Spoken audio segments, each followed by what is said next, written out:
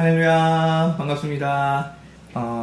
오늘 수요사경회는 헌금에 대한 내용들을 조금 더 다뤄서 이야기를 해보려고 합니다. 미리 말씀드리자면 뉴시티 강교회 성도, 지금 이 시간에 요거를 시청하고 계신 분들은 뉴시티 강교회 성도들만 이걸 보고 계실 것이라 생각하기 때문에 제가 충분히 설명드려서 말씀드릴 거고요. 먼저 높아심에 얘기하자면 저는 다른 교회를 비방하려고 하는 목적을 가지고 있지 않습니다. 다만 뉴시티 광명교회에서 어떻게 헌금 생활하는 것이 좋겠다고 안내하는 성도들을 위한 시간이라고 생각해 주시기를 바랍니다. 이제 오늘 두 번째 질문에 조금 더 가깝게 가겠습니다. 절구의 헌금이나 건축, 선교, 구제 헌금 같은 특수목적 헌금이 어떤 의미인지 이것들 조금 더 깊게 가려고 하는데요.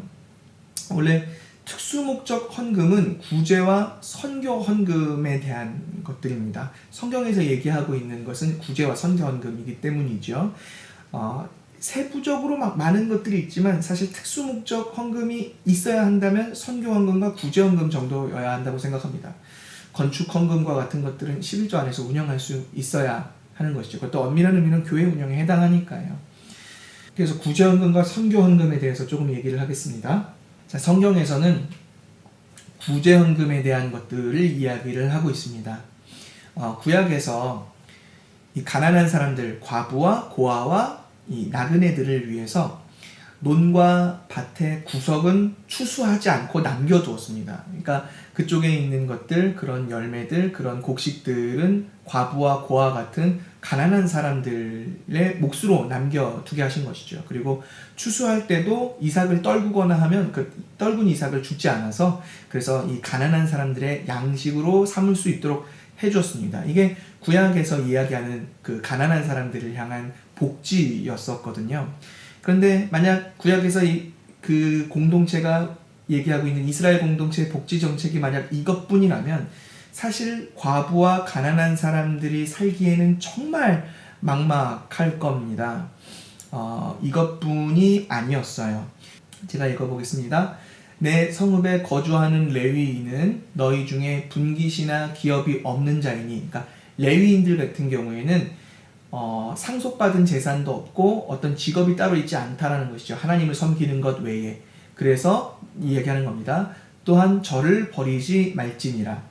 매 3년 끝에 그의 소산의 10분의 1을 다 내어 내 성읍에 저축하여 너희 중에 분깃이나 기업이 없는 레위인과 내 성중에 거류하는 객과 고아와 과부들이 와서 먹고 배부르게 하라. 그리하면 내 하나님 여호와께서 내 손으로 하는 범사에 내게 복을 주시리라 라면서 신명기에서 말씀하고 계십니다. 하나님이 이스라엘 백성들에게 얘기하실 때에 성읍에서 분깃이나 기업이 없는 자, 그러니까 직업이 없거나 과부나 고아와 같이 먹고 살기 힘든 사람들을 위해서 어떻게 하라고 얘기하냐면 매해 3년마다 10분의 1을 더 내라고 얘기합니다. 그러니까 3년마다 돌아오는 10분의 1, 11조. 그러니까 3년마다 돌아오는 10분의 1. 그럼 뭐예요? 30분의 1이 되죠. 30분의 1. 네. 30분의 1이 되는 겁니다. 그래서 이 30분의 1을 모아서 이스라엘 백성들에게 구제를 하라고 명령하셨어요. 그러니까 이게 그 사회의 복지 정책이었던 것이죠. 여기서 보면 재밌는 것이 아까 레위인도 나왔죠. 제사장도 레위인들이죠. 그러니까 사실 엄밀히 보면 이 교육자에게 가는 이 생활비도 구제에 해당하는 것인 거죠. 어쨌든 11조처럼 율법이 있기 전부터 요구하셨던 내용은 아니죠. 이 구제헌금에 대한 내용은요. 지금 이 신명기에서 명령하고 계신 것이니까요. 하지만 그 정신만큼은 동일하게 그 이전부터 요구되었다고 생각할 수 있을 것 같습니다. 물론 이것은 예수 그리스도 안에서 완전하게 이루어졌다고 볼 수도 있어요. 그러니까 제가 하는 말은 이 구제헌금은 11조만큼의 의무를 가지는 헌금은 아니지만 그 이웃 사랑하기를 내 몸과 같이 사랑하라고 말씀하셨던 하나님의 그 말씀의 연장선 안에는 있는 헌금이라고 생각할 수 있을 것입니다. 이웃을 기억하라는 뜻으로 이 구약 성경을 근거로 우리는 구제헌금 할 수 있을 것 같습니다.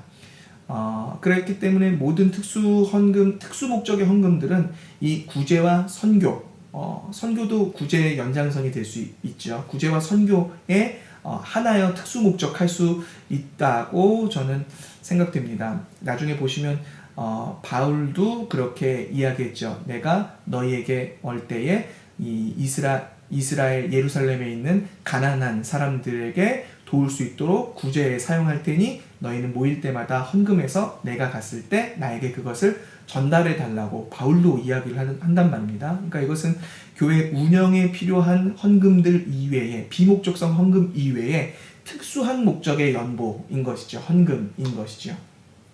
그래서 이 구제 헌금은 의무는 아니지만 이웃을 사랑하는 마음으로, 자원함으로 하실 수 있는 헌금이라고 생각됩니다. 그리고 모든 특수 목적 헌금은 이 구제의 성격과 성향을 가지고 있어야 된다고 제가 말씀드렸었는데, 한국교회의 절기 헌금은 사실 이렇게 지금 다 구제와 선교 등에 사용되고 있죠. 그리고 한국교회에서 지키고 있는 절기 헌금들은 다 이런 구제 선교를 위한 목적성 헌금에서 출발했습니다. 특히 장로교회 중에서 지금 절기를 지키는 곳이 있다면 분명히 더욱더 이 절기 헌금들은 목적이 구제로 가야 한다고 생각합니다.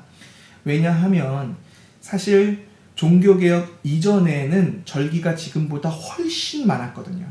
지금 일반적으로 한국교회가 지키고 있는 절기는 저번에 잠깐 얘기했듯이 4가지거든요. 이것은 부활절, 맥주감사절, 추수감사절, 그 다음 성탄절, 이렇게 4개를 이렇게 주로 지키고 있죠. 그런데 종교개혁 이전에는 이뿐 아니라 훨씬 더 많았어요. 얼핏 생각나는 것이 이제 사순절, 주현절, 대림절, 대강절, 종려주일, 뭐 등등등 해가지고 굉장히 많았거든요. 근데 그 중에서 4가지를 추려놓은 거예요. 그 절기들 중에서 4가지만 추려놓은 것인데, 이것은 중요한 날이기 때문에 추렸다기보다 3달마다 돌아오는 절기이기 때문에 추렸다고 보는 것이 더 맞겠습니다. 그러니까 그동안 3달마다 이렇게 들어오는 헌금의 수입으로 구제에 사용하려고 이 절기들을 놓았다고 보는 것이 조금 더 맞겠습니다. 왜냐하면 사실 종교개혁 때 개혁된 것들, 많은 것들이 개혁되었는데 그 중에서 굉장히 중요하게 개혁된 것 중 하나가 바로 이 절기이기 때문에 그렇습니다. 원래 개신교는 절기를 인정하지 않습니다. 개신교회 안에서는 절기라는 것이 없습니다.